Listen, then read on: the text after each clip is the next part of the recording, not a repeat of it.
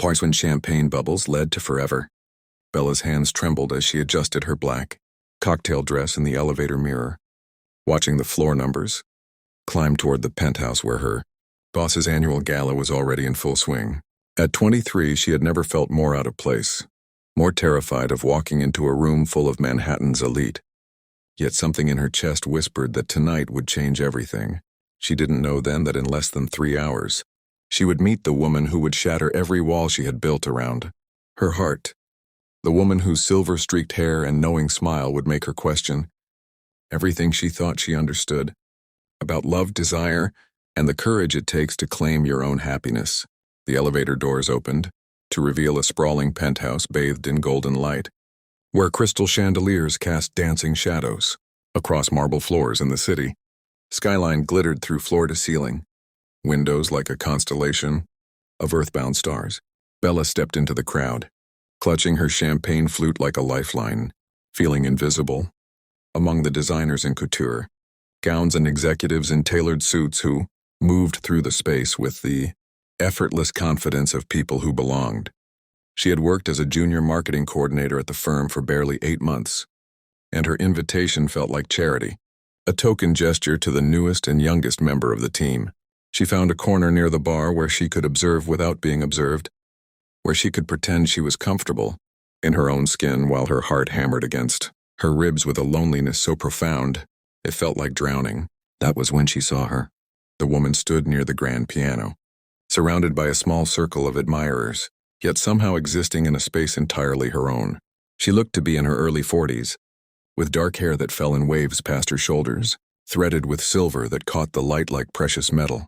She wore a deep burgundy dress that hugged curves Bella couldn't help but notice, and when she laughed at something someone said, the sound carried across the room like music, rich and genuine and utterly captivating. But it was her eyes that stopped Bella's breath, dark and intelligent and filled with a warmth that seemed to see through all the pretense and performance that filled the penthouse. Bella felt something shift inside her chest, a recognition she couldn't name, a pull so powerful it felt like gravity had changed direction, and this stranger had become her true north. Their eyes met across the crowded room, and Bella felt the world narrow to just that moment, just that connection. The woman's lips curved into a small knowing smile, as if she could read every thought racing through Bella's mind, every confused feeling that made her want to run and stay in equal measure. Bella had dated boys in college because that was what everyone expected, had kissed them dutifully, and felt nothing but the gnawing sense that she was playing a role in someone else's story. She had pushed away the feelings that surfaced when she watched certain actresses on screen, the way her gaze lingered on women in coffee shops, the dreams that left her breathless and confused and ashamed. But now, standing in this glittering penthouse with this woman's eyes on her, all those carefully constructed denials crumbled like ancient walls. Finally surrendering to time, the woman excused herself from her admirers and walked toward Bella with purposeful grace, each step deliberate and unhurried, and Bella felt panic and exhilaration war inside her chest. She wanted to flee, to hide, to pretend this moment wasn't happening, but her feet remained rooted to the marble floor as if her body had decided what her mind couldn't yet accept. When the woman stopped in front of her, Bella caught the scent of jasmine and something warmer, something that made her think of summer nights and promises whispered in darkness. The woman extended her hand, her smile gentle and patient, and when she spoke, her voice was low and melodious, wrapping around Bella like silk. She introduced herself as Catherine Winters, the gallery owner whose art collection her boss had been trying to acquire for his corporate offices, and Bella managed to stammer out her own name, feeling foolish and young and desperately, terrifyingly alive. Catherine asked about her work, about her life, about the things that made her happy, and Bella found herself talking more openly than she had in years. The champagne and Catherine's genuine interest, loosening the tight control she usually kept over her words. Catherine listened with an attention that felt like being truly seen for the first time, asking questions that revealed she heard not just what Bella said, but what she left unspoken, the loneliness and longing that colored every sentence. They moved to the balcony where the night air carried the sounds of the city below, and Catherine told her own story, about a marriage that had ended 5 years ago. When she finally admitted who she truly was, about the daughter in college who had surprised her with acceptance and love, about building a life that was authentically hers even when the cost had been everything she thought she needed, as Catherine spoke about finding herself at 40, about the freedom and terror of choosing truth over comfort, Bella felt tears burning behind her eyes because she recognized herself in every word. She had spent 23 years trying to fit into a shape that wasn't hers, smiling through dates with men who bored her, laughing off her mother's questions about when she would settle down, pushing away the truth that lived in her bones because accepting it felt like jumping off a cliff with no promise of solid ground below. But standing here with Catherine, feeling the warmth of her presence and the gentle understanding in her eyes, Bella felt something crack open inside her chest, felt light pour into spaces that had been dark for so long. Catherine reached out and tucked a strand of hair behind Bella's ear, the touch so tender it made Bella's breath catch, and asked quietly if she was okay, if this was too much, if she needed space. Bella surprised herself by saying no, by admitting that this was exactly what she needed, even though she didn't fully understand what this was. Catherine's hand lingered on her cheek, thumb brushing across her skin with a gentleness that felt like a question, like an invitation that Bella could accept or decline without judgment. Bella leaned into the touch, her heart pounding so hard she was certain Catherine could feel it. And when she looked up into those dark, knowing eyes, she saw her own desire reflected back, magnified, made beautiful instead of shameful. Catherine asked permission with her gaze, Waiting, giving Bella the power to choose. And Bella found herself nodding, tears spilling down her cheeks as Catherine leaned in and kissed her, with a softness that felt like coming home. The kiss was everything Bella had never let herself imagine, tender and deep and filled with a passion that made her entire body sing with recognition. Catherine's lips moved against hers with patient expertise, teaching her a language Bella's body had always known but never spoken. And when they finally broke apart, Bella was trembling, crying, laughing all at once. Catherine held her close, stroking her hair and whispering that it was okay, that she was safe, that this beautiful, terrifying thing between them didn't have to be figured out tonight. But Bella pulled back and looked into Catherine's eyes and said the truest thing she had ever spoken, that she had been waiting her whole life for this moment, for this woman, for permission to be who she really was. They stayed on the balcony for hours, talking and kissing and discovering each other through words and touch and the comfortable silences that stretched between them like promises. Catherine told her about the gallery opening next month, about the artists she mentored and the life she had built from the ashes of who she used to be. Bella talked about her dreams of writing, about the poetry she hid in journals under her bed, about the fear that had ruled her life for so long. Catherine listened and understood and saw her, truly saw her, in a way no one ever had. When she asked if Bella wanted to continue this conversation somewhere more private, Bella felt fear spike through her desire, but she nodded anyway, choosing courage over comfort, choosing truth over the safe lies that had kept her small.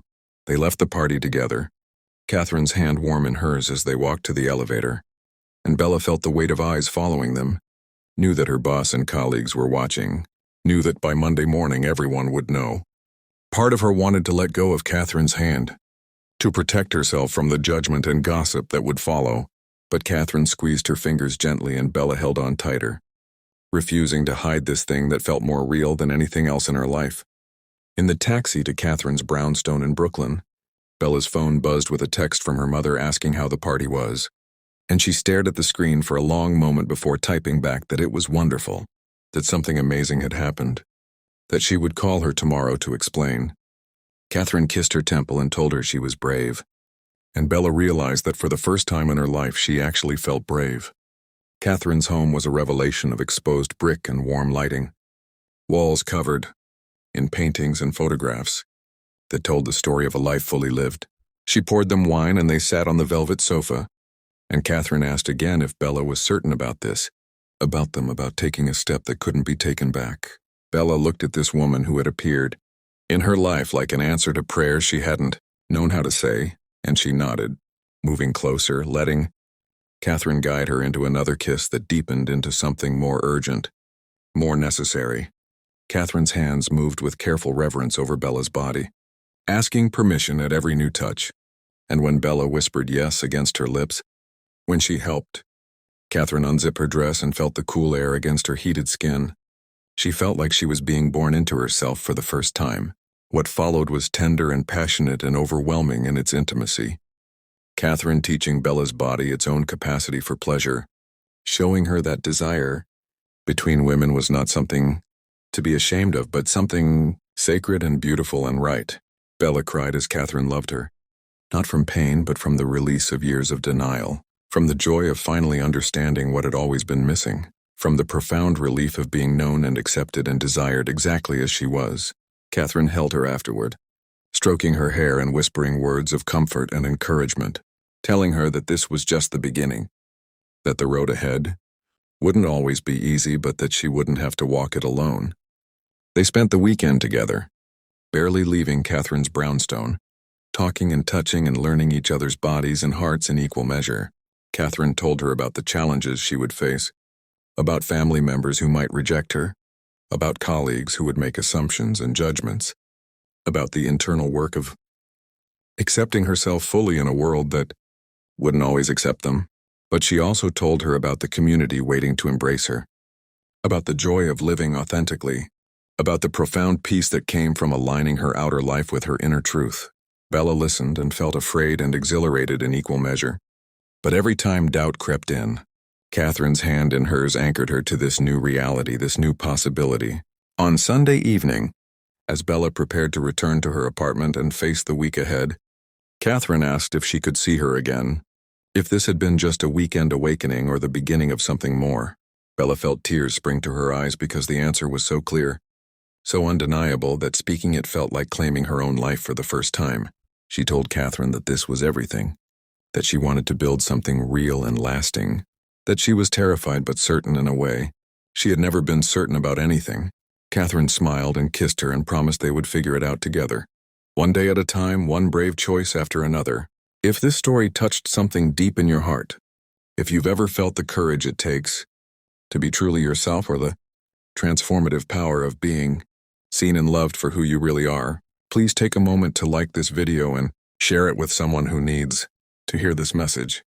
Your engagement helps these stories of love and authenticity reach the hearts that need them most. And every like, every share, every comment reminds someone somewhere that they're not alone in their journey. The following Monday, Bella walked into her office with her head held high, ready to face whatever questions or judgments awaited her. She had called her mother over the weekend and, through tears, had told her the truth, had weathered the shock and confusion, and eventually the hesitant acceptance, the promise that love would find a way even when understanding took time. She had texted her closest friend from college and received an immediate response of support and celebration, a reminder that the people who truly mattered would rise to meet her in this truth. And she had Catherine's number saved in her phone, their plans for dinner that evening, a promise that kept her grounded when anxiety threatened to overwhelm her. Her boss called her into his office that afternoon, and Bella's heart raced with fear that she would lose her job, that the price of her authenticity would be her career. But he surprised her by congratulating her on apparently making quite an impression on Catherine Winters, who had called that morning to finalize the art acquisition deal and had specifically requested that Bella be the liaison on the project. He seemed oblivious to the deeper implications, focused only on the business opportunity, and Bella realized that sometimes the judgment we fear exists more in our minds than in reality. That courage often reveals unexpected allies. As weeks turned into months, Bella and Catherine built something real and lasting, navigating the complexities of their age difference and the scrutiny of others who didn't understand what they saw in each other. But Bella had never been happier, never felt more herself, and when she looked at Catherine across the gallery at her opening night, meeting her eyes across the crowded room just as they had that first night, she felt overwhelming gratitude for the courage to choose love over fear, truth over comfort, herself over the expectations that had kept her small for so long. Before we end this journey together, I'd love to hear from you in the comments below. Have you ever had a moment that changed everything? A person who helped you see yourself more clearly, or a choice that took every ounce of courage you possessed? Share your story, because your words might be exactly what someone else needs to hear today.